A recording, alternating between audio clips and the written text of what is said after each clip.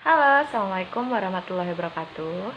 Aku Sulistiani. Jadi kali ini aku dikasih pertanyaan oleh dosen. Jadi jelaskan fungsi dan aktivitas anggaran yang mempunyai peran dalam perencanaan dan pengendalian dalam pengambilan keputusan. Nah, sebelumnya aku bakal ngejelasin soal anggaran. Jadi anggaran ini adalah rencana keuangan dibuat untuk masa depan yang diperlukan tindakan untuk mencapainya. Nah, udah pasti anggaran ini itu berupa rencana tertulis mengenai kegiatan bisnis dan dinyatakan dalam satuan kuantitatif.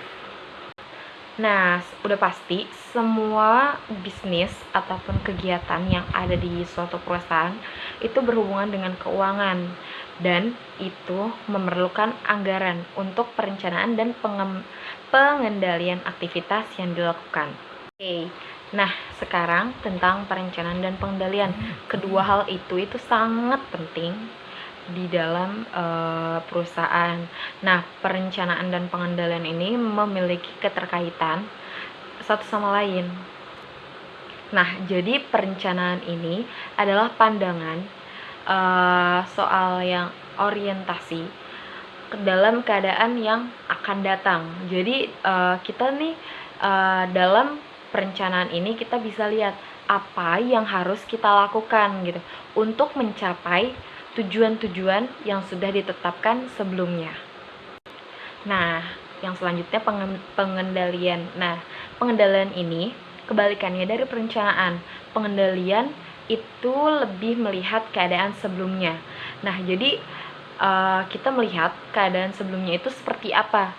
Jadi kita bisa membandingkan dengan keadaan yang sekarang. Nah, hasil perbandingannya itu akan digunakan untuk menyesuaikan anggaran yang digunakan untuk mengambil keputusan dan rencana di masa depan. Nah, anggaran ini memiliki peran yang sangat penting dalam perencanaan, pengendalian, dan pengambilan keputusan. Nah, koordinasi ini maksudnya anggaran. Jadi anggaran ini juga berfungsi untuk memperbaiki koordinasi dan komunikasi. Jadi suatu peranan yang menjadi sangat penting gitu. Dan ini sangat penting dengan seiringnya perkembangan ukuran perusahaan itu. Nah, dalam perencanaan, anggaran ini sangat penting menjadi istilahnya komponen penting yang disiapkan oleh disiapkan setelah rencana strategis gitu. Nah, rencana strategis ini dibuat untuk mengidentifikasi strategi-strategi untuk aktivitas dan operasi di masa depan, baik dalam jangka panjang maupun jangka pendek.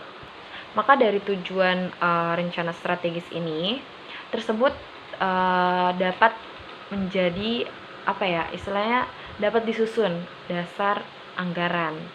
Nah, dalam pengendalian, anggaran ini digunakan untuk rencana tindakan nyata yang diperlukan dalam pencapaian tingkatan target gitu di masa depan. Jadi dia kayak seperti membandingkan hasil yang sudah diperoleh sekarang dengan hasil yang sudah yang direncanakan selanjutnya.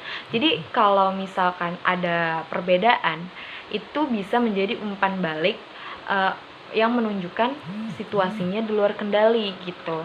Nah, sehingga jadi itu bisa untuk mengidentifikasi apa penyebabnya dan langkah apa yang harus kita lakukan selanjutnya.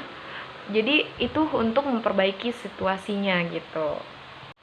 Oke, sekian dulu penjelasan dari saya. Kurang lebihnya mohon maaf. Wassalamualaikum warahmatullahi wabarakatuh.